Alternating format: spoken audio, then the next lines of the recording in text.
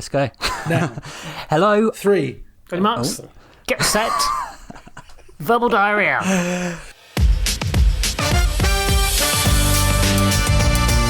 Hello, you are listening to Off Radar with me, James Smith. Me, Neil Brock. And me, James Eatock. It's a movie podcast. We can do characters that fly and shoot laser beams and do woo. Beneath all of that, it's all about friendship. Playing the drums until his hands are bleeding. Each week, one of us picks a movie that all three of us either haven't seen in many years or in some cases haven't seen at all. We each head off and watch the chosen movie, return to the microphone, then waffle about it for your listening pleasure. Furthermore, if you want to join in and suggest a movie for us to watch, why not tweet us at Off-Radar Podcast or email us on offradarpod@gmail.com. If you like what you hear, please subscribe, share and review. It really helps getting the pod out there.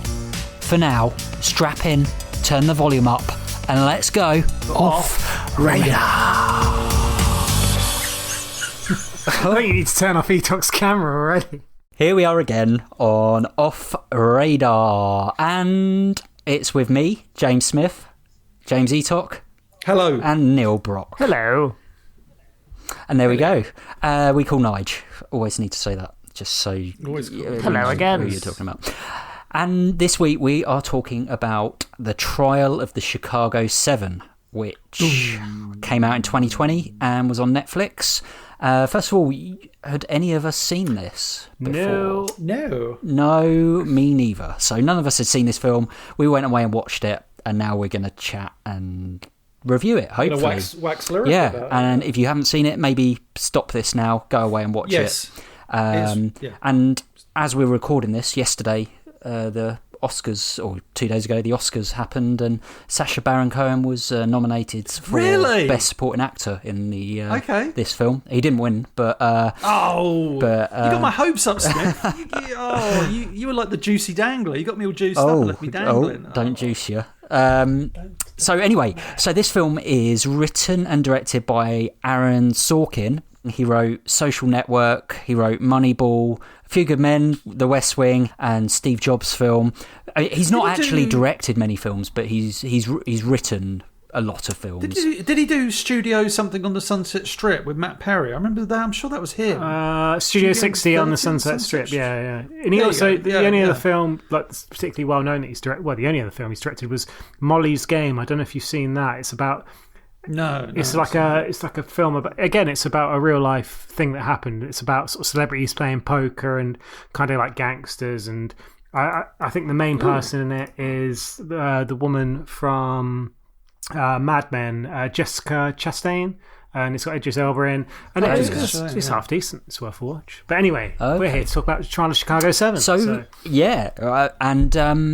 The cast list might take me 20 minutes to reel off, but let me just go for the ones I've written down to begin with. So, Eddie Redmayne, Alex Sharp, Sacha Baron Cohen, who I just said, Joseph Gordon-Levitt, Nigel's mate, Jeremy Strong, John Carroll Lynch, Yahoo Abdul-Mateen II, Frank Langella, who plays the judge. Langella Smith. Yeah. Our friend from Superman. Yes. And even Michael Keaton pops up, which surprised me. So anyway, the film, there's probably more people in it that I've not written down. I'm sure there are more people in it, otherwise it'd be a film about 12 people. Sorry, that was a bit hard. That's all right. Everyone likes a bit of sarcasm. So anyway, the film is based on a true story. It's set in Chicago in 1968, and it follows the Chicago 7. Now, this is a story I personally didn't really know anything about before I watched the film, which was about a group of anti-war Vietnam War protesters, and basically tells the story of the court case, these men, what they were charged with, which was basically conspiring to crossing state lines and intention of inciting riots, which basically the riots kind of happened on the back of these protests. We want to underscore again that we're coming to Chicago peacefully, but whether we're given permits or not, we're coming. We're going to Chicago to protest the Vietnam War. And there's no place to be right now but in it. We watched for a decade while these rebels without a job tell us how to prosecute a war. Well, they're going to spend their 30s in a federal facility, real time. People say, you know, Abby, are you concerned about an overreaction from the cops? Holy shit. You all right? I was until I saw that. Are the people ready to make opening arguments? It's had quite a lot of kind of critical acclaim. It's got high rating on IMDb.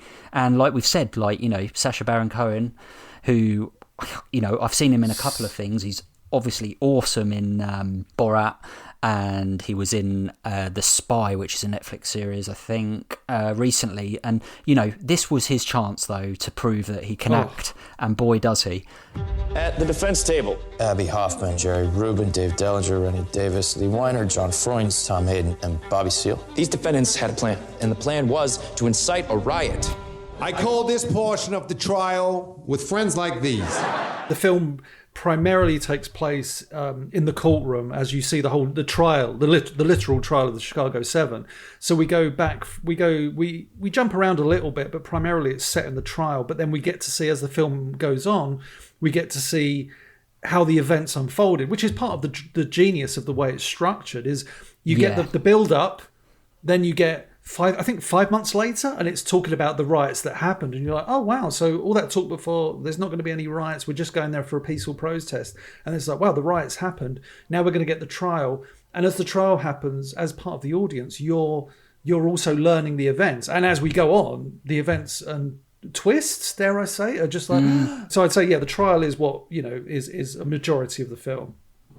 No, really good point. And I think, so kind of going into the film, that the background, that first half an hour, 40 minutes, I personally found a bit dull to begin with. It's establishing the characters, really, isn't it? Kind of introducing you slowly to who everyone is. I think because there were so many, I thought you were going to say... Yeah, I found it confusing. I thought you were going to say when I made a cup of tea and just missed it all and had no idea what was going on. No, I know where Smith's going. Smith is about to say, and I think I agree with him, that they would throw names around and you're like, wait, which one's that again? There was no depth to those characters at that point, was there? It was just kind of like dotting around them a lot. And I don't know, for me, I just felt a bit confused.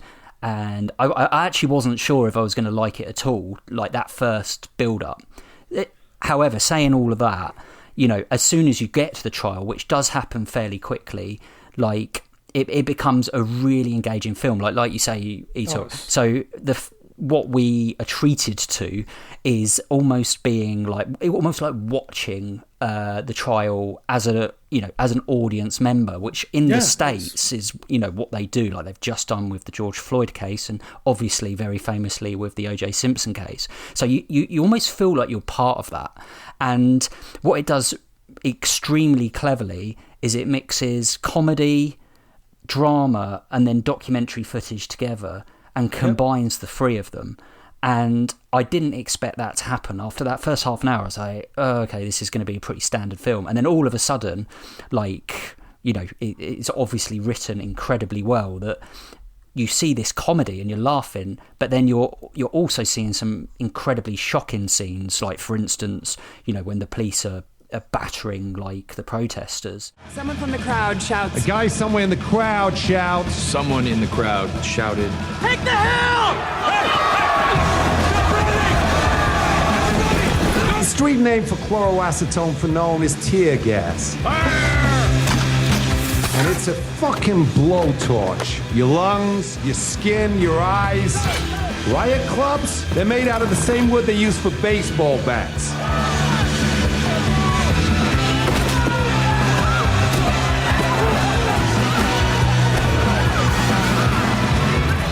And then you cut in the drama, really well edited, with, you know, actual images taken from the day.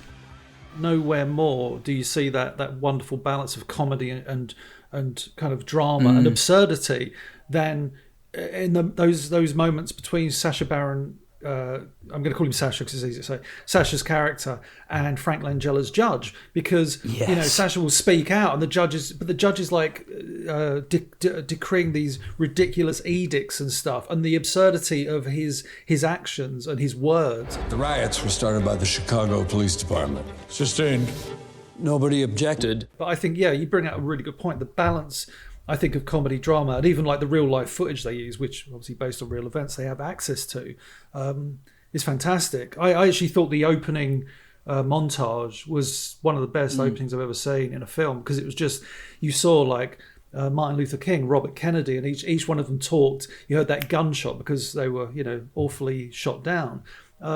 And there was, I think it's, Bobby Seale, who's the Black Panther character. I wrote down his line where during that opening montage, he's going to go to he's going to Chicago, and one of his Black Panther associates is saying like, do you have to go and all this stuff? And he says something like, Martin's dead, Malcolm's dead, Megda's dead, Bobby's dead, and Jesus is dead. It's just like, and it's just like, wow, that's an amazing line.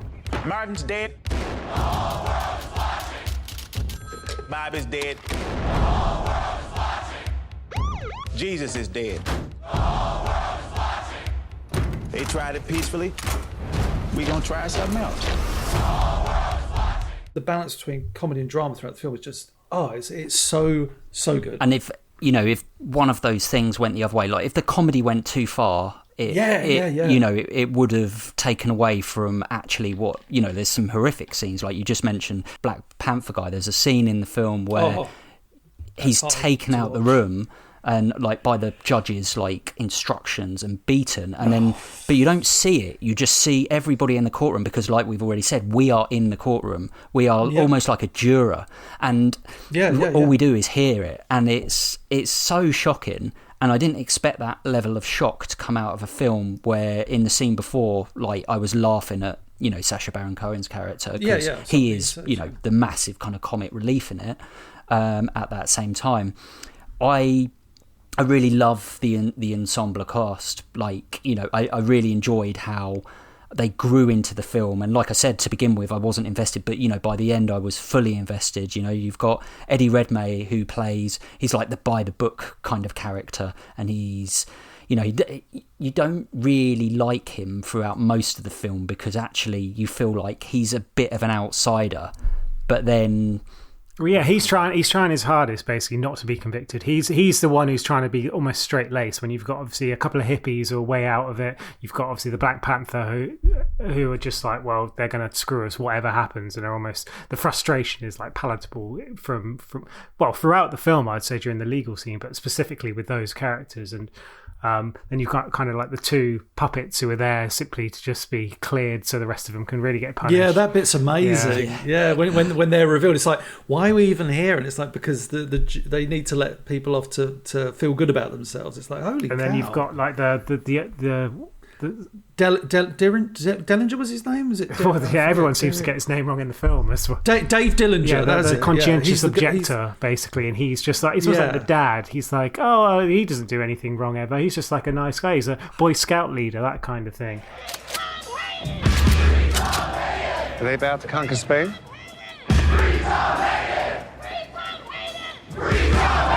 This is it.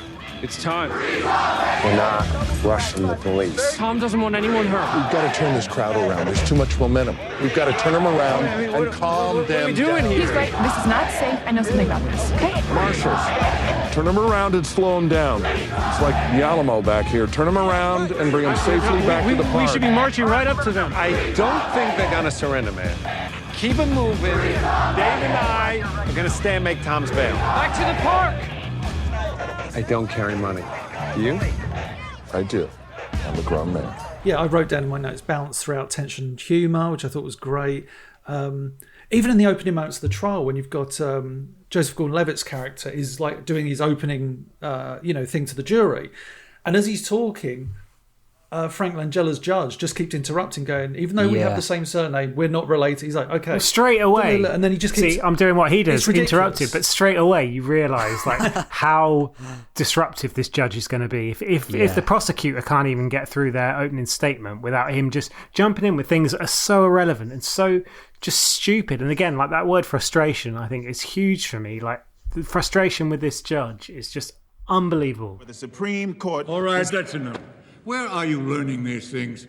Does your young friend, Mr. Hampton, have a background in law? Your Honor, the other defendants would like to join in Mr. Seal's motion. Are you now speaking on behalf of Mr. Seal? No, Your Honor, I'm speaking on behalf of the other defendants. You're standing right next to him. Why don't you just represent him? Because I'm not his lawyer, sir. And if I understand Mr. Seal, this last month and a half, and I believe I have, he is not represented by counsel. Overruled. I am being denied right Mr. now Seal, my constitutional will you be quiet? right for Will legal you? representation. Will you be quiet? You have lawyers to speak for you. No, he doesn't. The thing that always surprises me in this movie when you're watching a scene and either you're giggling to yourself or you're frustrated, and like you say, the scene with the Black Panther guy, Bobby Seale, being kind of literally bound and gagged, which is horrific. That scene is so fucking hard to watch. And they bring him back in, and everybody, like JGL, who's on the prosecution, everybody's just really upset by it. They're all like, this is not right. Even JGL goes up, doesn't he, to Frank Langella? Says, this you can't do this trial. He's torn, isn't he? He's so torn throughout the whole film. There's a beautiful moment on like a park bench or something, I think, where he talks, or in a park, he talks to Sacha Baron Cohen's the two hippies, and he's kind of like actually like kind of seeing like what he's doing his job at the end of the day, and that is basically all it is. But he's seeing the kind of plight of these people. But that's the thing, like that frustration, like I was saying, it's unbelievable that this is all based in fact. Like, granted, it may have been, as you do with any kind of script based on real events, you elaborate a little bit. But I think primarily, obviously, the whole thing would be based in fact. And there's no doubt that, what is the one thing you can pretty much take word for word is a trial, because everything's in transcripts, everything's written down. So the writer, Sorkin, would have had access to all these transcripts and stuff and gone, right, okay, let's. And I'm sure, like I say, Will Smith's taken his top off. I'm sure some things were based in like fact, and some things were a little bit more flowery. But I think the absurdity of how the judge was and how farcical the trial was is based on fact, and you can't believe it. It's just like, seriously, in a courtroom, like the Black Panther scene, like where the guy's bound and gagged, that is still one of the kind of moments you're just like, this is a fucking film, and yet I'm finding this really bloody hard to watch, and it's really deeply upsetting, which I think is why it's so wonderfully handled when they all go up and they're like, you've just bound and gagged a man in a court of law. You're speaking about it being based on sort of true to life stuff. That scene where he was sort of bound and gagged, he's sort of bound and gagged for like half an hour. In the actual real life, what happened, he was like that for several days and was only able to communicate through muffled noises. And there was little evidence that suggested that JGL's character was sympathetic at all. So that's kind of, I think... Oh, so I think from the very start, when JGL first comes into the film, you can kind of see he's a good guy. He just wants to do a good job. He sort of expresses at the very beginning, it's like, well, I don't even think necessarily this trial should go ahead, but yeah, it's my job, it's fine. So on and so forth. But but there's a few things, like there's a scene where the two hippies kind of wear judges' robes and then they take it off and they've got like cops' uniforms on underneath and stuff like that. And the fact that quite a few people are found in contempt of court a very large number of times, including the defendant's sort of lawyer. I thought that lawyer, the Mark Rylance, there we go. We did a bit of research and cut it all out.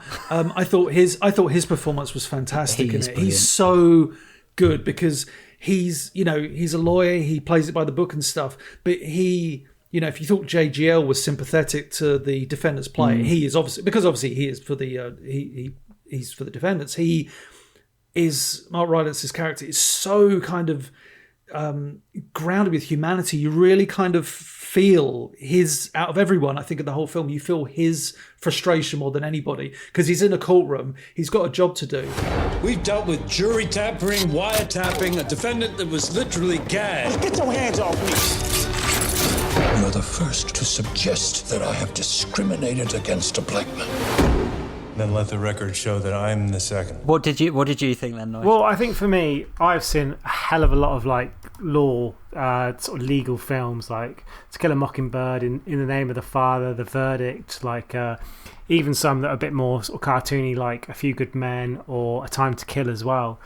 And in comparison with this one, I didn't actually like it that as anywhere near as much as you two did. Like, I appreciate kind of where you're coming from and everything like that, but I think Aaron Sorkin has a sort of very distinctive style that kind of makes me feel like it's quite middle of the road. I feel like this film, for like a law-based film, and whilst it's sort of trying to be based on a true story, obviously it's going to have limitations because it can't just fabricate things entirely, or it can a few things, like for instance that the punch from our pacifist was completely made up and obviously added for dramatic effect, and the reading the reading of like all the people that died in Vietnam was done by someone else and was shut down immediately, kind of thing. It didn't have that sort of poignant moment, but I just thought it was a bit paint by numbers as a film for me. Like, it didn't really grab me as much as I'd hoped. Obviously, as you said, like, great cast, and it was very sort of stylized and kind of well put together. And I agree with you, Etok, in the sense that the beginning, I really liked the way it was kind of gained that momentum, which is sort of a bit polar to what you were saying, Smith. Like,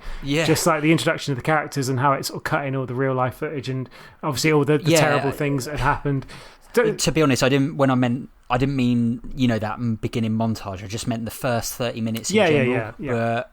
Yeah, sorry, carry on. But yeah, like, sort of compared to sort of some of these other films and like JFK as well, I just think it kind of just sort of fell into that middle ground. I know you guys were saying how you found like the comedy and the sort of seriousness and the drama quite well balanced. For me, it didn't really quite work for me. And like, sort of comparing it to something like Detroit, which Catherine Bigelow film from a few years back, which was based in, I think, like 1967, and kind of had similar undertones about sort of the racial, the violence, the riots, the police basically just starting the riots and then blaming it on the people. And that, for me, was like the kind of film where you really struggled to get your breath. It was so kind of intense. Whilst this, it just, like I said, it just felt a bit cartoony, and all the characters were a little bit too well-rounded and nice, and you kind of kept cutting to Sacha Baron Cohen doing like his stand-up, and it was just like, oh, we're all having a great time, when actually it was like a really kind of horrific period of American history. And obviously the fact that these people were even charged is just absolutely kind of disgraceful, I guess. But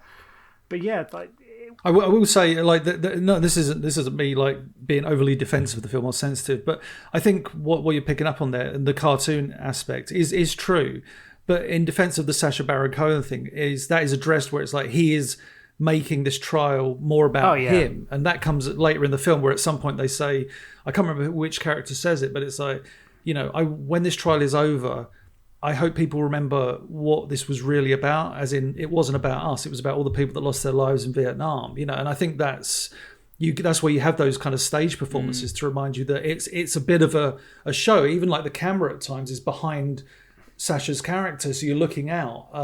What's his name? Abby Hoffman, I think. And the Abby Hoffman, and the camera's like looking behind him. It's almost like you're seeing that this is all one big show. But I totally get where you're coming from. I think I do as well. I think if you didn't, like I said before, but you know, if you didn't have that shock aspect, I think the film would have been just really flat, and that was my issue with part of it. However, I do kind of think that because it did have that, and because it actually happened, but taking on board what you've just said, if that had just happened, if it wasn't a real story, I think the film would probably be quite weak. Yeah, I definitely agree with that. Yeah, absolutely. But the fact that because it's real and you're seeing that real footage and the drama, it did have that impact on me.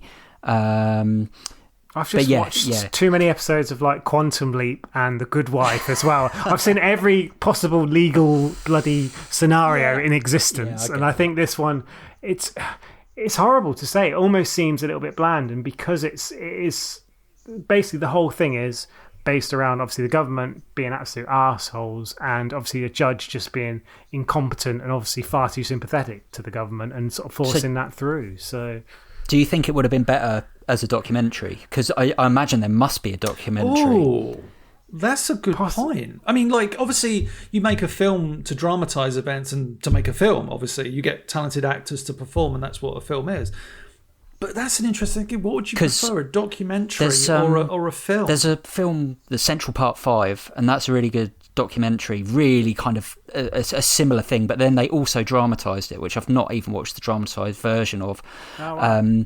And the documentary is so strong, I didn't want to watch the dramatised version, because why would I? It's real. But yeah, anyway, hey guys, if you've seen a documentary about the Chicago 7, then get in touch.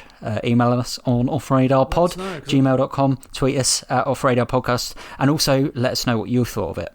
And just to sort of go back to my point, it's not like I dislike the film. It is a very good film. It's very well put together. There's some sort of sparkling moments in it. There's some memorable moments in it. And as you said, like Sacha Baron Cohen, it's kind of remarkable. If you see him compared to the person he's actually playing, like sort of images next to each other. So similar, yeah, it's bizarre. Yeah. I do think he was good, but I guess it's more his character. It's all about his character anyway. So him being that actor where it's like, oh, he's doing a serious role.